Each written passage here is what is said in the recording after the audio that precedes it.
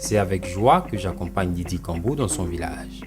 Ensemble, nous allons montrer la face cachée de son peuple, loin des clichés stéréotypés et des préjugés qui présentent toujours les lobbies comme des rebelles, des revanchards. Les lobbies forment un peuple de vaillants guerriers et surtout des femmes travailleuses et courageuses. Depuis environ 5 ans, elles luttent pour l'émancipation de la femme lobby. Mais qui sont les lobbies? Quelle place occupe la femme dans la société lobby? De quoi vit-elle? Comment aider à son épanouissement? Les lobbies, Lobiri ou encore Loubi, qui veut dire enfant de la forêt, constituent un peuple présent au sud-ouest du Burkina Faso, au nord-ouest du Ghana et au nord-est de la Côte d'Ivoire, essentiellement dans la région du Zanzan, précisément dans le département de Bouna. Pendant leur migration en Côte d'Ivoire, les lobbies ont dû conquérir des territoires occupés par les Koulangos et les Abrons. Les villages lobbies ont proliféré après le fleuve Komoï. De gros villages lobbies tels Doropo, Teini ont vu le jour. Nous sommes à Flakiédougou, coquet village qui se situe à environ 10 km de Bondougou. Dans tous ces villages, les lobbies ont gardé leur réputation de prolifiques cultivateurs et de vaillants guerriers.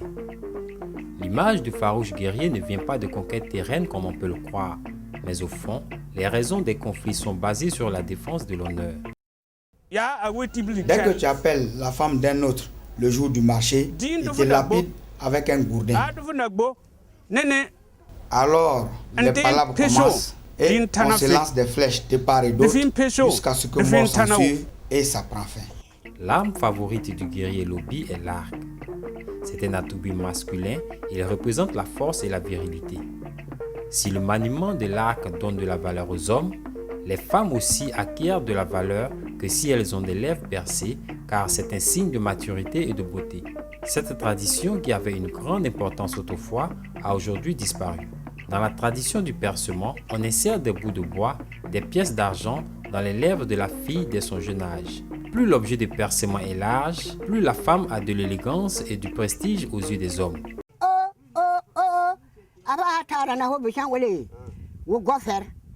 C'est à l'âge de 10 ans que les lèvres de la jeune fille sont percées. Dès que la plaie se cicatrise, on y insère 2 plaquettes de bois ou de métal.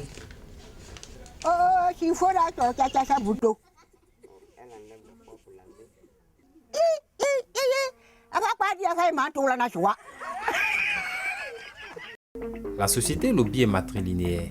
Cette règle s'applique toujours dans le cadre du mariage. L'enfant est l'héritier de son oncle. Pire, à l'époque même, l'enfant ne portait pas le nom de son père, l'enfant portait le nom de sa maman, de sa famille maternelle. Quand c'est une jeune fille qu'on doit donner en mariage, toujours c'est le côté maternel qui intervient. Le père ne peut en aucun cas donner sa fille en mariage sans en informer au préalable l'oncle de la fille. Comme dans bien de sociétés africaines, la femme lobby n'a pas la parole en public. Elle ne prend pas de décision, mais fort heureusement pour elle, elle peut refuser un mari que veut lui imposer sa famille. Mais à quel prix?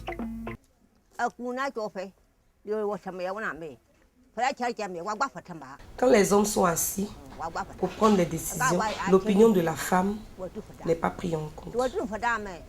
Si elle accouche un garçon, c'est le père qui s'occupe de l'éducation. Si c'est une fille, la charge revient à la mère. Dès que tes seins sortent et que tu es mature, on te marie. C'était le mariage forcé. Mais la jeune fille qui refusait était battue et emmenée de force. Moi, je me suis piquée au pied avec une flèche, provoquant une grave blessure pour échapper à un mariage forcé.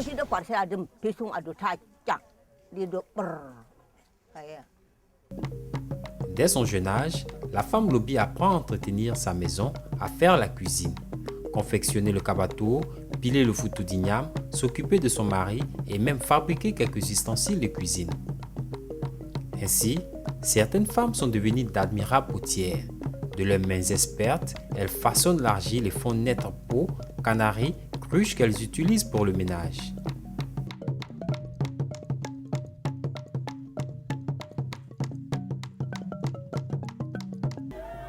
Notre excursion dans l'univers de la poterie fut écourtée par des chants, des cris, des pleurs.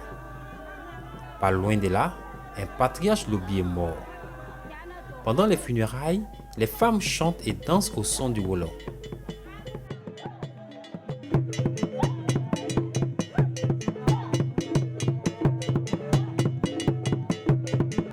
Les hommes sont eux un peu à l'écart, certains comptent les coris qui servent de monnaie pour récompenser les batteurs et les joueurs du wolo. Les funérailles durent en moyenne 2 jours. Le mort peut être enterré dans sa propre maison, dans un caveau familial. Ce genre d'inhumation ne se fait pratiquement plus. Ce caveau existe depuis 20 ans. Dans les temps anciens, on pouvait enterrer 40 personnes. Si les caveaux familiaux tendent à disparaître, il n'en est pas de même pour les fétiches. Les lobbies sont beaucoup animistes. Pour eux, les fétiches protègent toute la famille. Ce fétiche est le fétiche de mes ancêtres. Ça fait 9 ans que j'ai installé ce fétiche. C'est le propriétaire de la cour. C'est le fétiche de mon père, il est dangereux. Si je meurs aujourd'hui, c'est l'héritage de mes enfants. Maintenant, celui-là est le fétiche que Dieu m'a donné. Si tu es malade, tu n'as pas trouvé de guérison, viens et tu es guéri. Si je rentre dans la maison et que je sors, vous aurez peur. Ce n'est pas moi qui vous soigne, c'est le fétiche.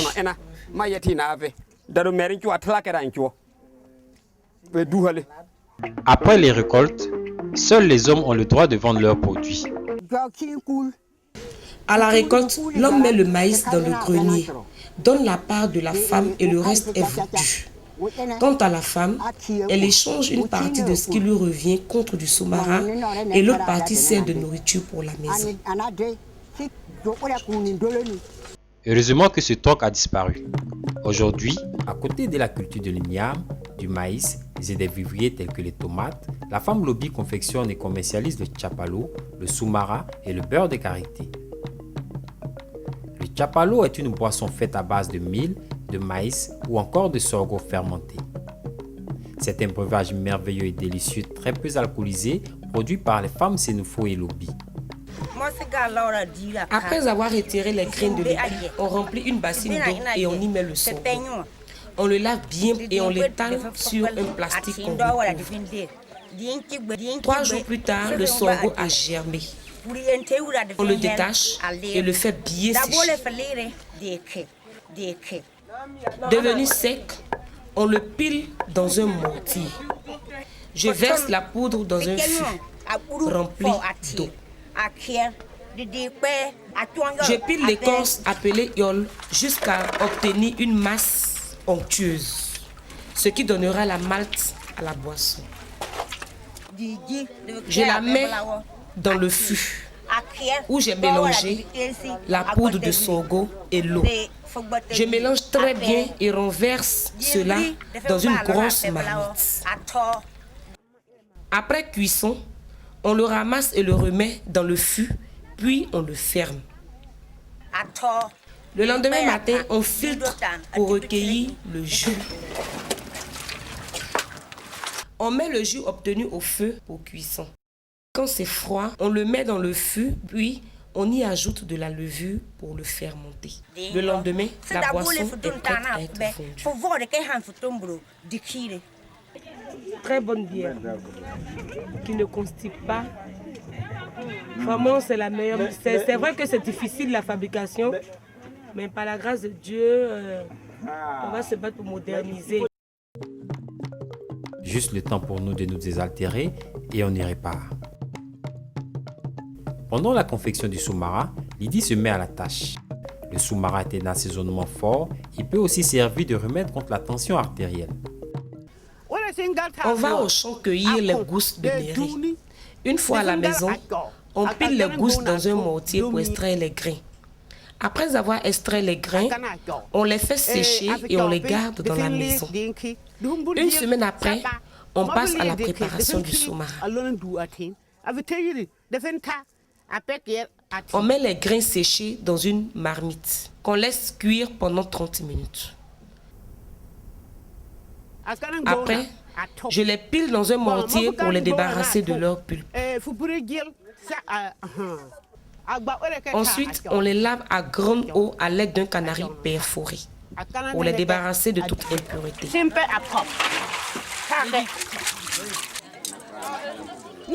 Je les mets dans un panier propre pour la fermentation. Je les asperge de cendre et les couvre de feuilles de karité. Quand c'est fermenté, je fais des boules prêtes à être vendues et consommées. Enfin, le beurre de karité, qui constitue une importante source de revenus. Le beurre de karité provient de la torréfaction de noix de karité qui ont été bouillies et séchées au préalable. La pâte grillée est écrasée sur une pierre, puis diluée avec de l'eau et brassée à la main pour en faire sortir le beurre. Ce voyage en pays Lobi reconforte Lydie dans son idée d'aider à l'épanouissement de la femme Lobi. Une fois à Abidjan, elle rassemble celles qui sont dans les villes.